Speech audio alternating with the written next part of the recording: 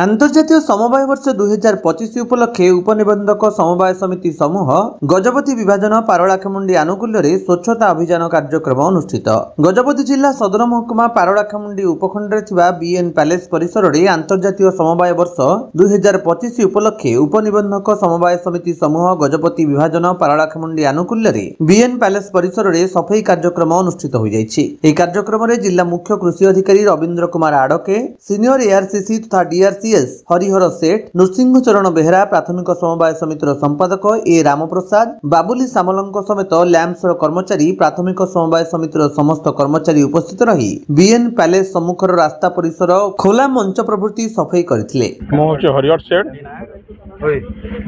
Sir कौन कहबे आज जो स्वच्छ भारत कार्यक्रम अनुष्ठित होइछि आप कोन कहबे? ए वर्ष आमे जेहेतु आवर आंतर्जातिक समवाय वर्ष पालन करूछु 2025 रे, एई उपलक्षे प्रति मासरे आमर एई आंतर्जातिक समवाय वर्ष तरफ प्रति मासरे आमे प्रोग्राम फिक्स करिछु। जेमति कि आमर मार्च मासरे आमे कार्यक्रम आरंभ करथिलु आंतर्जातिक महिला दिवस रे, तापरे आमर वाकाथन प्रोग्राम अनुष्ठित होइतिला, ब्लड डोनेशन कार्यक्रम होइतिला, समवाय प्रचार रथ कार्यक्रम होइतिला। सब आमर समवाय समिति तथा लैम्प्स गुडी को परिभ्रमण करिछि समवाय रथ एवं तो सहित आमर आमर मे मासरे आमर सफाई अभियान सफाई कार्यक्रम रही। एथिरे सबु समवाय समिति तांकर समवाय समिति स्तर रे से माने सफाई कार्यक्रम सभा समिति आयोजन करिवे एवं तांकर ऑफिस प्रांगण तथा तांकर सम्मुखरे थिबा रोड को से माने सफाई अभियान रे शामिल करिवे।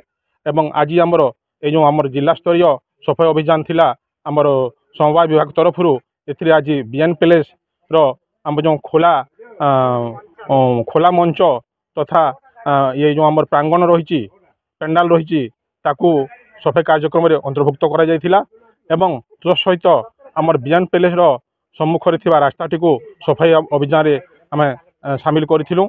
एथिरे आमर समवाय समितिर समस्त संपादक एवं कर्मचारी माने एवं आमर एआरसीएस ऑफिसर एवं डीआरसीएस ऑफिसर समस्त कर्मचारी माने शामिल होइथिले। मो जिला कृषि अधिकारी गजपति आज अंतर्जातीय समवाय दिवस उपलक्षे आमर बीएन पैलेस परिसर रे आमर समवाय विभाग तरफ एक स्वच्छता कार्यक्रम करा जाउतिला। आमे एठी समवाय विभाग समस्त कर्मचारी उपस्थित अछंती, मो मध्ये उपस्थित अछि। आमे एठी आमर जो ओपन थिएटर सेटा बहुत अपरिष्कार थिला ताकू आमे सफा करलु।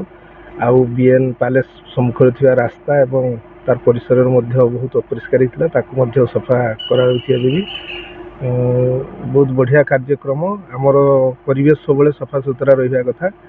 एई दृष्टि आमे समस्त मिलिमिशि ए कार्यटी करूछु एवं आगामी दिन मध्य आमर परिवेश सफा पाई समस्त जत्नशील होवा दरकार एवं समस्त परिवेश को अपरिष्कार रखा निहाती दरकार।